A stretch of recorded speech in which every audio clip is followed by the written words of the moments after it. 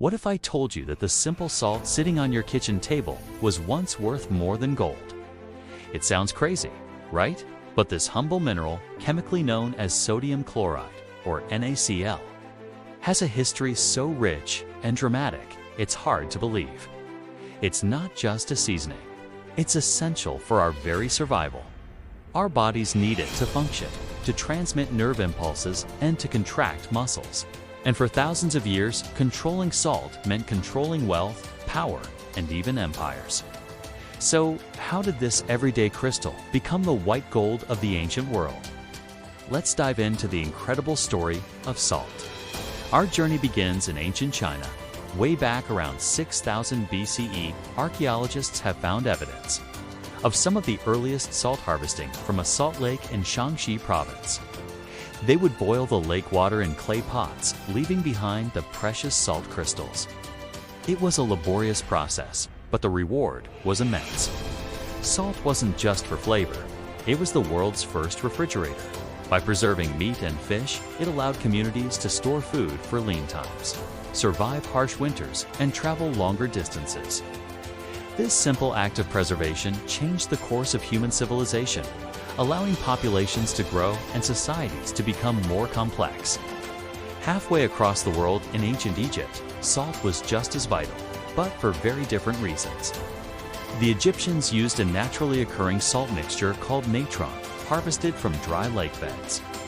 Of course, they used it for food, but it also played a huge role in their religious life. They offered salt to their gods as a sacred substance, but its most famous use was in the mummification process. They would pack the bodies of the deceased in natron for weeks. The salt would draw out all the moisture, perfectly preserving the body for its journey into the afterlife. For the Egyptians, salt was the key to eternity, a substance that could defy decay and time itself. It wasn't just a commodity, it was a sacred tool connecting the living with the divine. Now let's travel to the mighty Roman Empire, where salt's importance reached legendary status. The Romans understood that to control a vast empire, you needed a strong army. And to have a strong army, you needed salt. It was crucial for preserving rations for soldiers on long campaigns and for the health of both the soldiers and their horses. The demand was so high that they built one of the first great Roman roads, the Via Salaria, or the Salt Road. This major highway stretched from the salt pans at the mouth of the Tiber River all the way to Rome, ensuring a steady supply for the capital. The connection between salt and the Roman military was so deep that it even gave us a word we use every single day. Roman soldiers were sometimes paid with a ration of salt or given an allowance to buy it. This payment was called a salarium. Sound familiar? That's right, the word salary comes directly from the Latin word for salt. So next time you get your paycheck, you can thank the Roman legionaries and their craving for salt. As we move into the Middle Ages, the value of salt skyrocketed. With limited methods of production and the constant threat of spoilage, salt was the cornerstone of the medieval economy. It was the only reliable way to preserve food, especially fish like cod and herring, which could then be transported and traded far inland. This created vast trade networks that crisscrossed Europe and beyond. Cities like Venice and Genoa built their immense wealth not on spices from the East, but on controlling the salt trade. Salt became known as white gold, a commodity so valuable that it was taxed heavily by rulers and nobles. Entire trade routes, rivaling the famous Silk Road, were established just for transporting salt. These salt roads were the arteries of medieval commerce, and controlling them meant controlling unimaginable wealth and influence.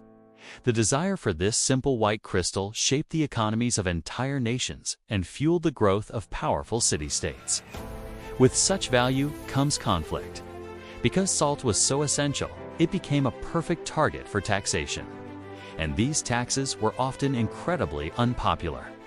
In France, the government imposed a notoriously harsh salt tax called the gabelle.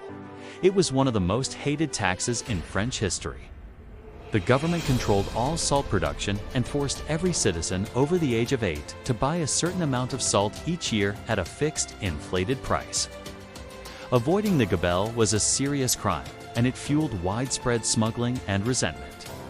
The immense burden of this tax was one of the major grievances that boiled over and helped spark the French Revolution in 1789. Fast forward to the 20th century, and salt once again became a powerful symbol of protest. In 1930, in British-ruled India, the colonial government had a similar monopoly on salt, making it illegal for Indians to produce or sell it themselves. In an act of brilliant civil disobedience, Mahatma Gandhi led thousands of his followers on a 240-mile march to the Arabian Sea. When they arrived, he reached down and picked up a lump of salty mud, symbolically making his own salt and defying British law. The Salt March captured the world's attention and became a turning point in India's struggle for independence, proving that even a grain of salt could challenge an empire. So what happened? Why isn't salt still worth its weight in gold? The answer lies in the Industrial Revolution. In the 19th century, new scientific discoveries and powerful new technologies completely transformed salt production. Geologists figured out how to locate massive underground salt deposits, and new mining techniques, like using high-pressure water to dissolve the salt and pump it to the surface, made extraction easier than ever before. Suddenly, this once scarce resource became abundant and cheap.